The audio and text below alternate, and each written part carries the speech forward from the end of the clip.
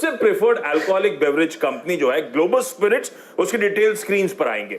अच्छा, आपको याद होगा मिड अगस्त में इसको मैंने जैकपॉट के तौर पे मेंशन करा था, याद है। तब ये स्टॉक 148 रुपए पे था, 148 रुपीस पर, और क्या मोमेंटम पकड़ा है। हर रोज प्राइस और वॉल्यूम एक्शन इस दौरान आपको लगातार स्ट्रॉन्ग देखने को मिला है, और माइनर कंसोलिडेशन के बाद लग रहा है फिर चलने की तैयारी कर रहा है। गजब की कंपनी है।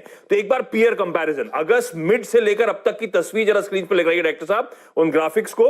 तो यूनाइटेड स्पिरिट्स, यूनाइटेड ब्रेवरीज जहां छोड़ा था वहीं के वहीं है। रैडिको खैतान 377 से 450 हुआ, और ग्लोबस 148 का स्टॉक 340 होता हुआ नजर आया है।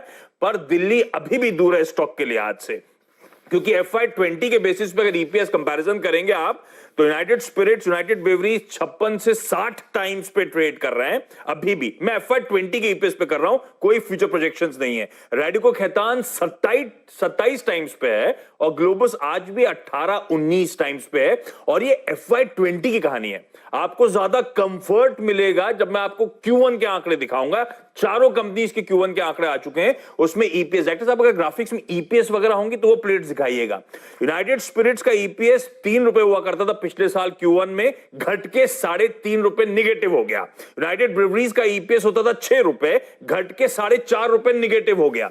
रैडिको खैतान का ईपीएस 4.25 से घटकर 3.25 रुपए हो गया, और ये कंपनी ग्लोबल स्पिरिट्स का ईपीएस पिछले साल था 2 रुपए 40 पैसे, इस बार बढ़कर Q1 में 6.5 रुपए हो चुका है। इस तरह की गजब की ऑपरेशनल स्ट्रेंथ है। तो आप FY20 के पैमाने पे देख रहे हैं कि कंफर्ट अभी भी वैल्यूएशंस पे है, और अगर Q1 देख लेंगे तो कंफर्ट बहुत ज्यादा बढ़ जाएगा कि ये स्टॉक जिस तरह का मोमेंटम दिखा रहा है, एग्रेशन आगे भी कंटिन्यू होगा। अब मैं इस लॉजिक पे रिविजिट करता हूं जिसके कारण इस कंपनी को मेंशन करता हूं मैं बार बार। 360 डिग्री मॉडल, बल्क में, देसी में, IMFL में और बॉटलिंग में, सब में ये कंपनी है। राजस्थान, हरियाणा, बिहार और वेस्ट बंगाल में इस कंपनी के प्लांट्स। इनफैक्ट जो देसी होती है उसकी ब्रांडिंग के लिए ये कंपनी जानी जाती है। इसने ब्रांड बना दिया था उस देसी को, उसमें भी प्रीमियम कमांड करना शुरू करा था, कंट्री लिकर देसी जिसे हम कहते हैं। 4 स्टेट्स में इस कंपनी के फुटप्रिंट्स थे, राजस्थान, हरियाणा, हाल में पश्चिम बंगाल में घुसा। अब धीरे धीरे ज्योग्राफिकली एक्सपैंड करने की कोशिश हो रही है, और बहुत जाने माने ब्रांड्स, नींबू नारंगी, घूमर, ही रांझा जैसे।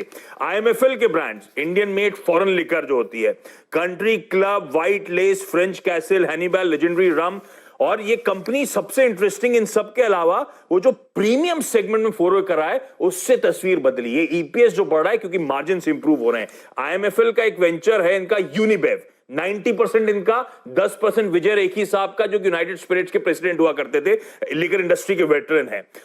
हाई मार्जिन, लो वॉल्यूम का धंधा, और उसमें गजब की पकड़ अभी कंपनी बनाना शुरू कर चुकी है। पुडुचेरी, कर्नाटका, तेलंगाना, पश्चिम बंगाल, आंध्र प्रदेश, 5 स्टेट्स में ऑलरेडी प्रेजेंट, अब और स्टेट्स में फैला रही है अपना धंधा। और ओक्टन बैरल, गवर्नर्स रिजर्व, लफायर, नेपोलियन, गजब के ब्रांड्स हैं जो इस कंपनी ने उस जॉइंट वेंचर के यूनिबेव के अंतर्गत उतारे हैं। बॉटलिंग में 3 IMFL कंपनीज के लिए, उनकी प्रीमियम ब्रांड्स के लिए बॉटलिंग करती है। बैकपाइपर विस्की, ऑफिसर्स चॉइस विस्की वगैरह की बॉटलिंग यही कंपनी करती है। इसलिए 360 डिग्री धंधा, गजब का धंधा। पिछले कुछ सालों के फाइनेंशियल्स आपकी स्क्रीन पर आएंगे। प्रमोटर्स का 55-56% स्टेक है। हर क्वार्टर में पिछले कई क्वार्टर से प्रमोटर्स अपना मार्जिनली स्टेक इंक्रीज कर रहे हैं। प्रमोटर्स के अलावा टेम्पल्टन के पास इस कंपनी का 17.5% स्टेक है। प्रीमियमाइजेशन जो कंट्री लिकर से, IMFL से अब ये हाई वैल्यू बिजनेस पे जो उतरी है, जो ज्योग्राफिकल प्रेजेंस, फुटप्रिंट्स बढ़ा रही है, 4 स्टेट से अब 10 स्टेट्स, और अभी भी काफी सारे वर्जिन मार्केट्स हैं इस कंपनी के एक्सप्लोर करने के लिए। मुझे लगता है इस जर्नी को, इस स्टॉक को अभी भी रडार पर रखिएगा। इस कंसोलिडेशन के बाद जो चलना शुरू हुई है, ये स्टॉक यहां से और तगड़ी ट्रेजेक्टरी में मूव करेगा। ये चलेगा अब आप